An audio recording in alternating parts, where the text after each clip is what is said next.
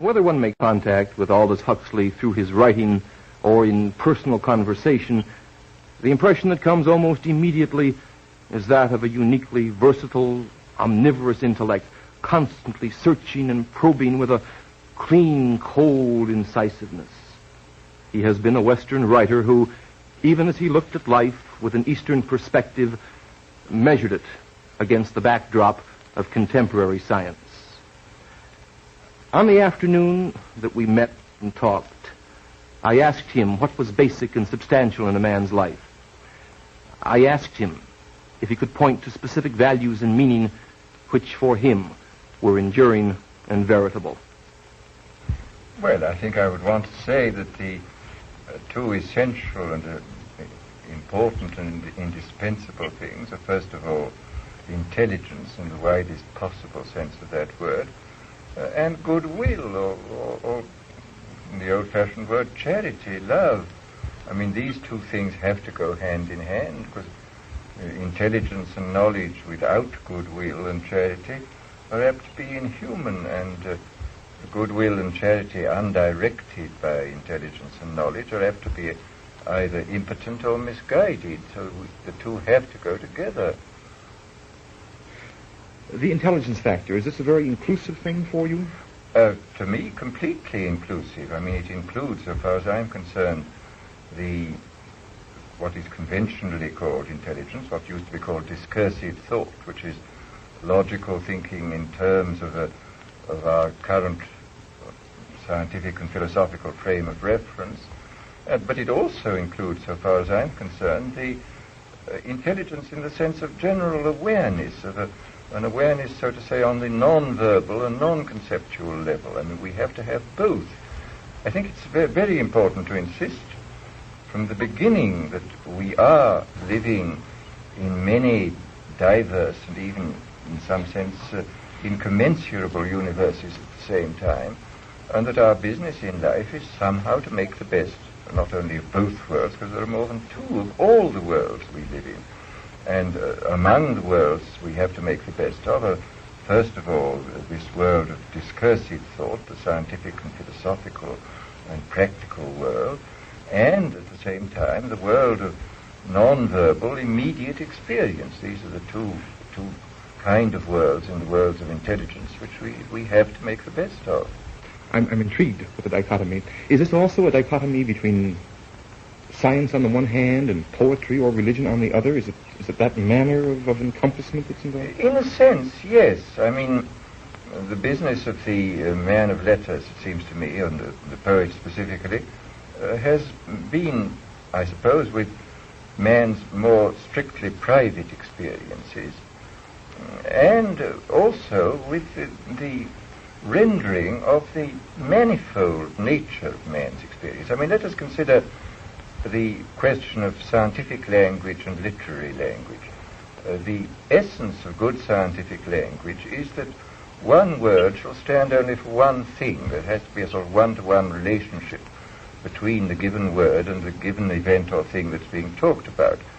In regard to literature, the important thing, I think, is to, first of all, to be able to, so to say, express the inexpressible, and secondly, to express the multiple meanings which every event has for a human being. I mean, a human being, as I say, is living in many ways at once, and any good work of literature inevitably has to express these multiple meanings.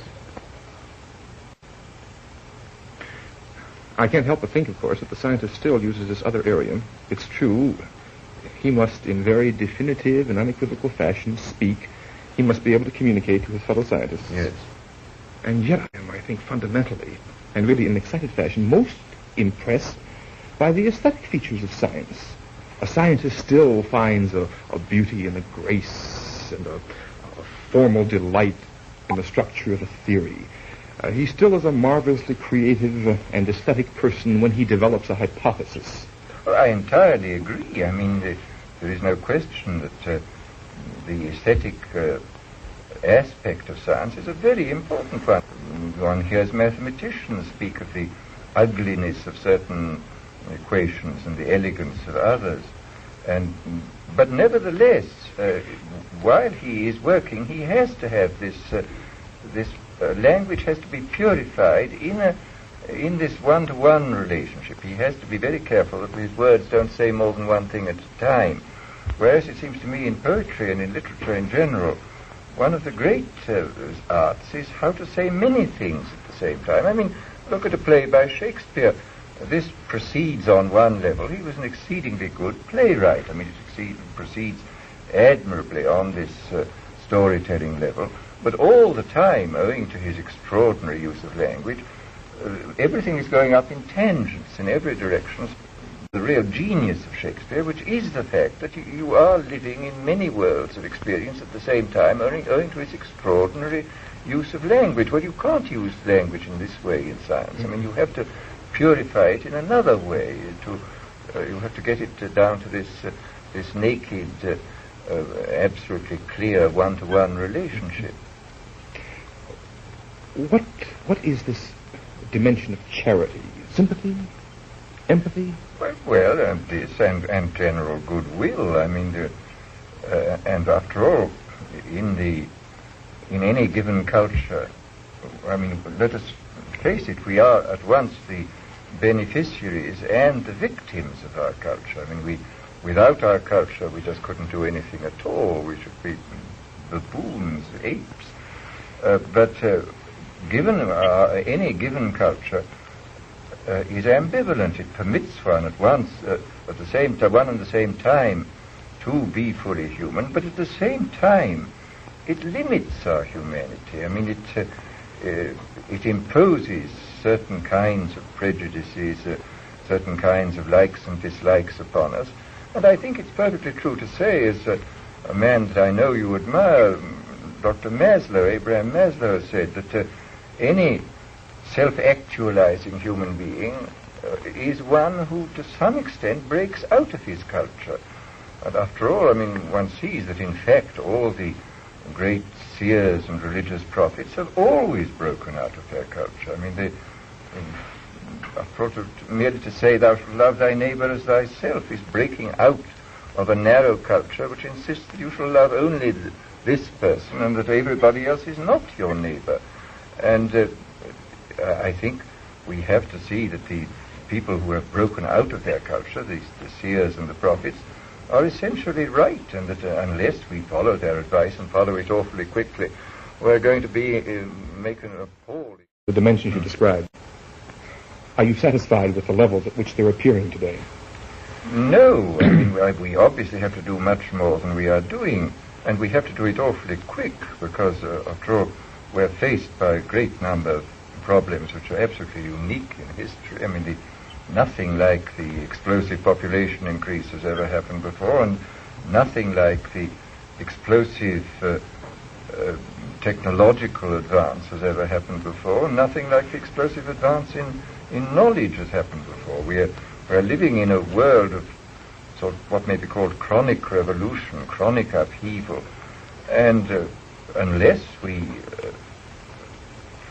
break out of the culture which imprisons us within a world of nationalism and militarism, given the hydrogen bomb, we're obviously in imminent danger. And also, given this kind of culture which causes us to spend an enormous proportion of our resources on the armament race, we are not going to be able to solve the ecological problem of man upon the earth. We are not going to be able to solve the problem of a species which is increasing at the rate of 50 millions per annum on a limited environment. I mean, this is going to require all our goodwill and all our intelligence and all our knowledge. And if we spend a great deal of our energies on something else, we're not going to be able to solve the problem. Moreover, I think that if we look at this problem, we may get away from the perfectly insoluble problems of power politics onto the soluble, possibly soluble problems of ecology. I mean, I think that it's high time that we started thinking not merely in terms of politics and ideology, but in terms of biology and the relationship of man to his environment. And only in this way, by shifting the attention from what cannot be solved, which is the clash of power, but to what perhaps can be solved, which is the future of humanity upon this planet, shall we be able to escape from this frightful impasse in regard to power politics which we face at this moment. I grant that the injunction is well taken, and I too share your concern. For me, it's an outright terror from time to time. And yet I think, while it's certainly important to pose the question, to think about the problem, what does one do? Well, now this is the real problem, because I mean nothing is easier than to formulate high ideals, but few things are more difficult than to discover the means whereby those ideals may be implemented. This is the real problem. I mean, one has to dream, but one has to dream in a pragmatic way to consider how we can obey the injunction to love our neighbors and to behave with goodwill. I think one of the basic problems is somehow to find means whereby the extraordinarily violent drives of our instincts and our emotions can be given expression without doing harm either to ourselves or to our neighbors. There are educational possibilities in this, then? I think so. I mean, I hope so, because otherwise I don't know what we're going to do. Well, this is my concern also. I certainly see psychotherapeutic possibilities, but it's so long and so slow, and there are just so many people, and as you suggest, not much time. Well, of course, this is, I do think, the gravest problem. I mean, I think our space of maneuver at the present is very small. I mean, look at what is happening to the underdeveloped countries. The pressure numbers upon resources is so great, it seems quite unlikely that many of these underdeveloped countries will ever be able fully to industrialize, because all their resources will simply have to go into feeding the new generation as it appears year by year. And they will never be able to stand back far enough to be able to industrialize, and that it will be like the parable of their development will be the parable of the Red Queen in Alice Through the Looking Glass. Remember that Alice and the Red Queen ran like mad, and at the end of a long period of running, they found they were standing in the same place. And the Red Queen said, yes, in this country, you have to run as fast as you can to stand in the same place, and to get somewhere else, you have to run twice as fast as you can. And this, unhappily, is the situation, I think, of many of the underdeveloped countries at this moment. This is the tragedy of our world, and unless we do something extremely rapidly and extremely efficiently about this, we're going to be in the gravest trouble. Are there things that we might do, things that for you represent good bets for altering educational emphases? Well, I mean, I'm quite sure we have to think intensively about this and to experiment. This is finally the problem of what do you do about the irrational. I mean, after all, we have built into us neurologically a kind of Jekyll and Hyde. We have the ancient brain stem, which goes back to enormously remote evolutionary past, and we have a relatively modern neopallium or cortex on top of this, which is quite recent, and the one tends to upset the other. I mean, the Jekyll and Hyde are in a sense built into us. I mean, this is the whole natural genetic basis of the conflict in which man has always lived, and we have to recognize this fact, and we have then to work out the best possible ways on every level, physiological, psychological, educational, sociological, to cope with this fact. And the question, I suppose, would come up, education for what in all of this? Well, education, first of all, for survival, which is important as far as I'm concerned, and secondly, I mean, as an ideal, I don't know any higher ideal than the ideal of actualizing the greatest number of desirable potentialities. I mean, potentialities for goodwill, potentialities for intelligence in every way, potentialities for creativity. I mean, these three things, if we can actualize our potentialities in this direction, we certainly have them. We have potentialities which have not been actualized. Then we've done something. We really have made the best of our human condition. Of late, I know you have made much mention of nonverbal factors, Mr. Huxley, and particularly in education. This nonverbal aspect intrigues me considerably. We have to think of this side of man, which I mean the whole psychophysical organism. There's a very striking phrase in Spinoza, where that very great philosopher says, make the body, I would now say the psychophysical organism, make the body capable of doing many things. In this way, this will help you to perfect the mind and to come to the intellectual love of God.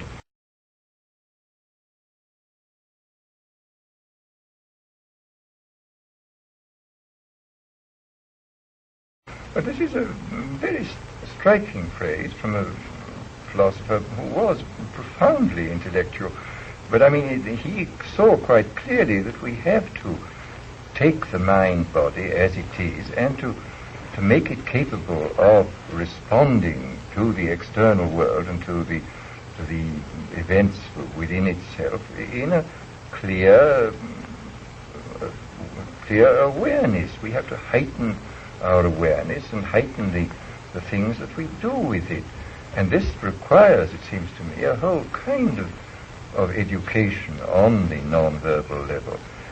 In a certain sense, I would say that the whole, an entire program for both kinds of education, both on the conceptual and verbal level and on the non-verbal level, is outlined by Wordsworth. William is sitting on a stone by the side of a lake, and his friend Matthew comes to him and says, "Why do you spend all your time sitting here? Why aren't you reading your books?" And he replies that there is, besides reading books, there is a kind of wisdom which comes to man through what he calls a wise passiveness. He says, the eye it cannot choose but see, we cannot bid the ear be still. Our bodies feel where'er they be, against or with our will. Nor less I deem that there are powers which of themselves our minds impress, that we can feed this mind of ours in a wise passiveness. And this is this idea of a wise passiveness runs all through the literature of art. You'll find this again and again, this prelude to creativity, alert passivity. And this comes again and again in the literature of art, and it comes again and again in the literature of mystical religion, the necessity of being passive and receptive as well as active. I mean that we must somehow learn to move back and forth between a wise activity and a wise passiveness. We must be able to take in order to be able to give out. The great mystic Meister Eckhart says, what I take in by contemplation, I give out in love.